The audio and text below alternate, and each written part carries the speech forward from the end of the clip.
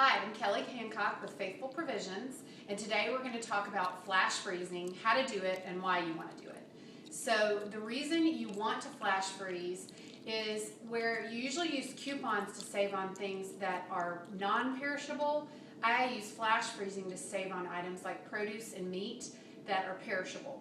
So what we're going to do today, I went to the grocery store today and I found mushrooms on sale. They're usually about $2.50 a package, and I got about 4 packages for 79 cents a piece, which ended up being a little more than one package.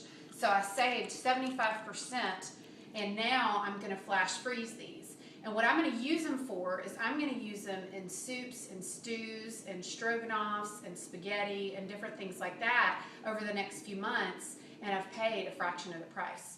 So all that flash freezing is, with the mushrooms, what I do is you take whatever item you're going to flash freeze, and with mushrooms I take them and I usually use them sliced. So I slice them all up, and then I'm going to lay them on a wax covered cookie sheet like this, or baking sheet, and then I'm going to lay them in a single file layer like this. And then I'm going to put this entire thing into the freezer, and then I'm going to leave it in there, depending on what it is. With mushrooms, I can do them for about 30 minutes to an hour and they'll freeze. But then you can also flash freeze things like when I get the bananas at the grocery store, they usually have red tape around them and they're really, really ripe.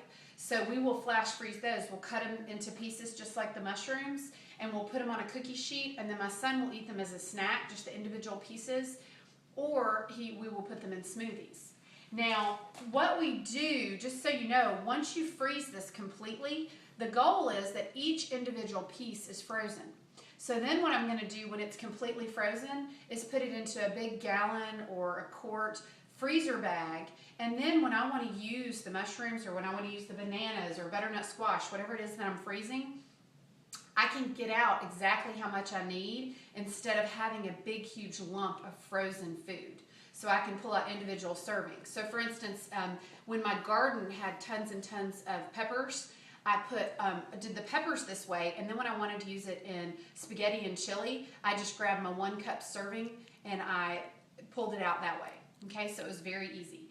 Now the other thing to remember, another little tip is, if in doing this you're going to need lots of different pans, because if I'm going to do a lot, which I'm going to do this afternoon, I'm going to do butternut squash and I'm going to do oranges for smoothies. I get these at thrift stores or at garage sales for like 25 cents each, and it doesn't matter what condition they're in, how dirty they are, nothing, because all I'm going to do is put wax paper on them, and then I'm going to use them in the freezer, and that's pretty much all I'm going to use them for. So that's all there is for today. If you have any tips, just leave them in the comments below. Thanks.